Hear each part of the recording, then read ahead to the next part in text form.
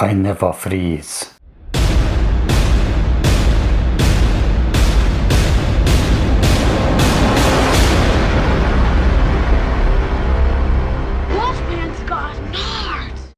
Black Panther is the latest installment in the Marvel Cinematic Universe and it's directed by Coogler, who directed Fruitvale Station and Creed, and it stars Chadwick Boseman, Michael B. Jordan, Martin Freeman, Lupita Nyong'o and Whitaker. So don't worry guys, this is going to be a spoiler-free review. The movie takes place just after the events of Civil War, so Black Panther goes back to Wakanda to become the king as his father died in Civil War. And as you can tell from the trailer, Killmonger wants to challenge Black Panther for the throne. I think that Coogler was very smart the way he started the direction of this movie. It started off really dark. I don't know if it was because of my cinema or because that's the way they wanted it filmed, but it started off very, very dark, and then throughout the whole movie it got brighter and more colourful. Wakanda is a fictional place, but I think that the way it's directed, it makes you actually think that Wakanda is a real place.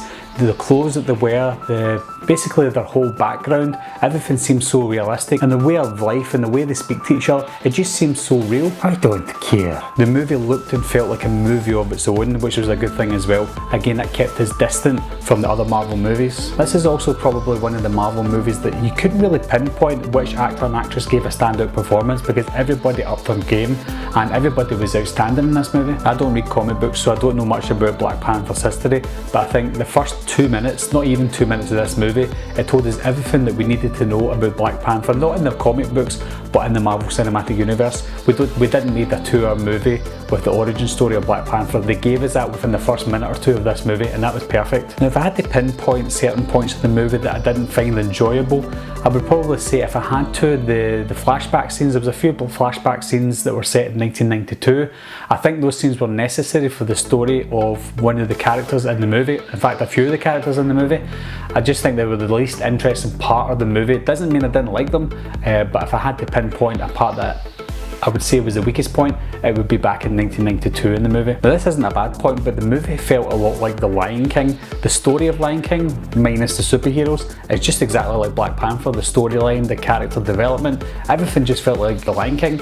And also the score in this movie, there were scenes, especially the parts that felt like The Lion King, the score was very much like The Lion King as well. I don't know if Disney had a say in that, but when you see the movie you understand what I mean. It just felt like The Lion King in certain scenes. One character that got more screen time was Ulysses Claw, played by Serkis, and I think he was excellent in this movie. He was one of my favourite characters in this movie. There's not much I can say about his character without giving quite a lot of the plots away, so all I can say is he was excellent in this movie. You'll look forward to seeing him in it. And finally, moving on to Killmonger, he wasn't, again, one of those characters that made a massive dent in the Marvel Cinematic Universe. He was a necessary character, a necessary evil for the movie, and he served his purpose in the movie fine.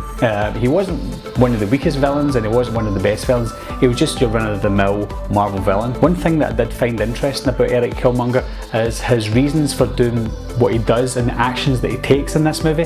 It kind of reminded me of Captain America versus Iron Man in Civil War.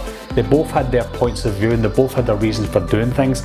I think that Killmonger has his reasons for doing things, and also Black Panther had his reasons for doing things as well. I could see the reasons behind what they wanted to do, and they just clashed with their opinions. I had a lot of fun with Black Panther. It wasn't one of the best Marvel Cinematic Universe movies, but it wasn't one of the weakest either. I think the movie gave more of a message than a storyline. The storyline was good, but I think the message in this movie is really, really strong, and that's probably what I liked most about this film. Anyway guys, if you've seen the movie, tell me what you think about it in the comment section down below. And as always, thanks a lot for watching, thanks for subscribing. I'll see you soon.